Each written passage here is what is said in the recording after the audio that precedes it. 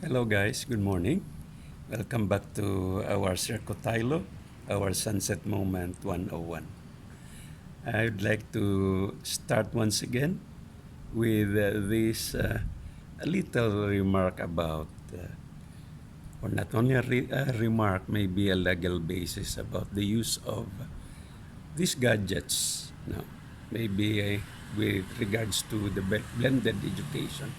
But before we start, I'd like to show to you the beauty of these buildings used by the Winter Olympics before in 1998 here in Nagano, Japan. Would you like to take a look on these big tall rises, the buildings here? There are 19 uh, buildings in this village, and we call this Yanagimachi Danchi. Danchi is a government apartment, and these are surely these are given for accommodation to the people who have not so much with regards to their income and their economic status. And beside this, there are mountains, trails in there, and this makes a good place for us to stay here. And during winter time, wow, it's just so cold in here because we are on the top of these mountain ranges. Well, again, let's go back to Sunset Moments 101. I call this 101 because 101 or Sunset Moments 101 will deal more about education and management. As we all know, the blended education in the Philippines was somehow categorized into three. In the modular method or modular method, in face-to-face method or one-on-one method, and through online method. Also here in Japan, there are modules and online teaching here or studies. So they use gadgets. With regards to modules, I think there is also a need to use gadgets or cell phones because there is a kind of a time where the teachers or tutors have to also give directions, and students also, learners, have to raise up some questions. Our teachers have to give directions also to the students in terms of some directions, when to pass and when to have their new modules and where to pass their modules. So, one thing that I noticed is itong mga learners pa, sa paggamit nila ng gadgets, sa cellphones during their studies, medyo may mga risks lang dito rin na nakita ko. That of course the learners are very used to have these gadgets on how to really para bang kukuli-kulikot na sila sa mga iba-ibang applications doon. And it gives them some maybe addictive ways on how to use these gadgets. For example, itong mga games. There are many games or applications in the cell phones. And because of that, nagkakaroon na ng mga kind of misuse of time. Kinakain na nila yung oras dahil sa mga pag nilalaro, no? ML daw, no? I don't exactly know about that because I never use games, no? When I have my itong mga online or use of my gadgets and even laptops. So, dalawa tatlong pindot lang.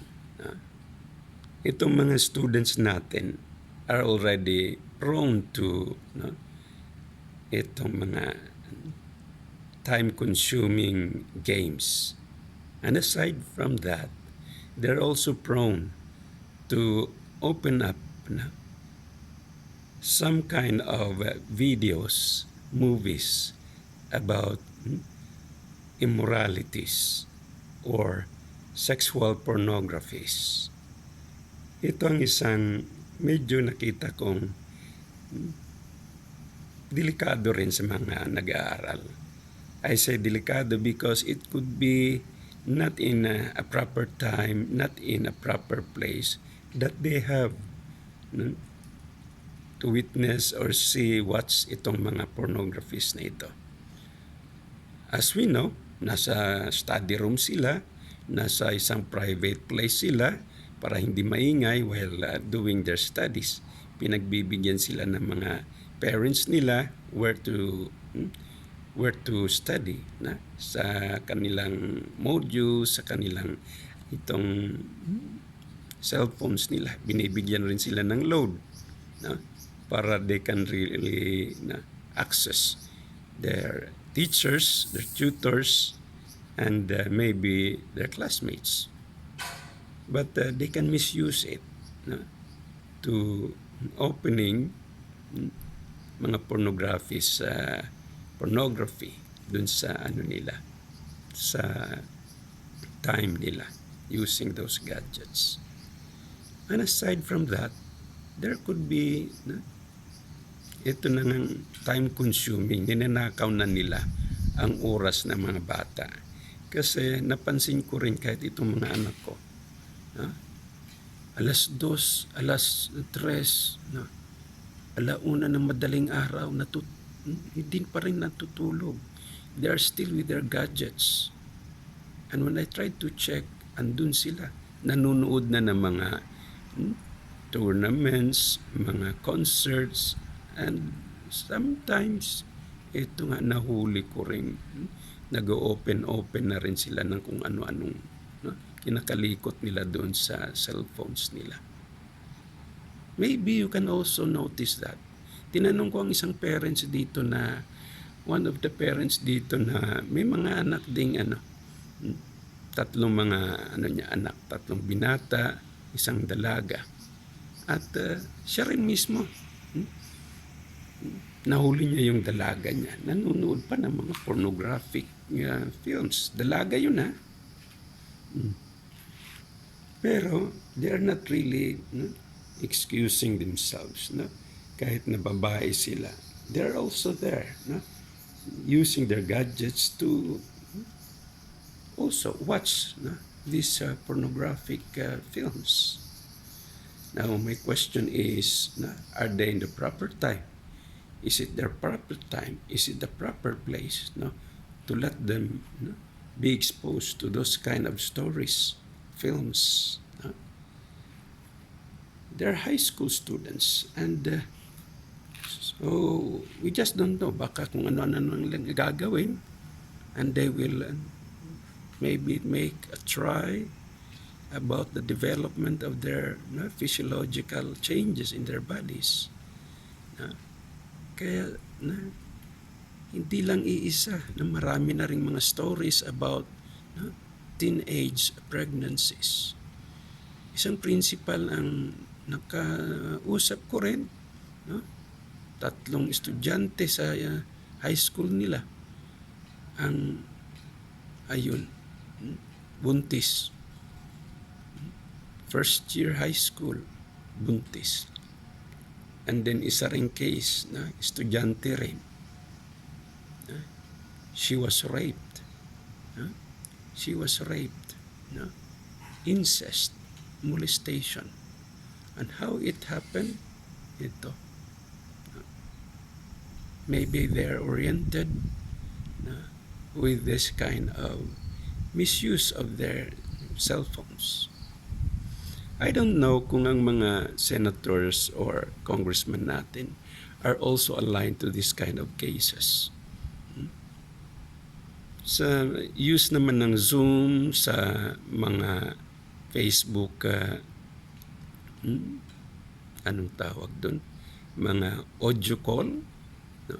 Google Meet, nalilimit nila ang time ngayon 40 minutes na lang yung libre.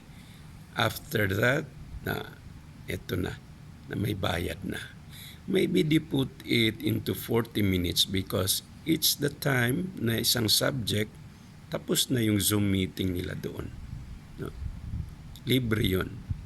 If they are to use more than 40 minutes, magbabayad na sila doon.